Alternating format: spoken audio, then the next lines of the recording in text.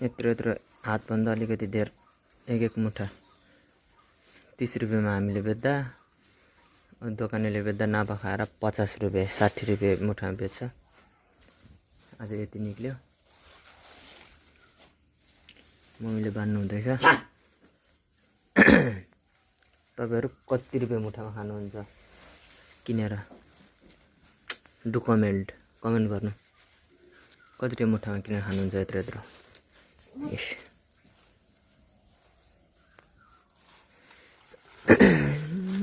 दिल का टेलीफोन बजता ring ring ring.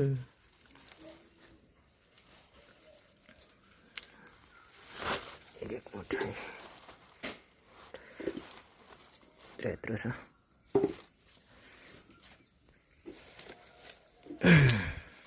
यत्रो मुठा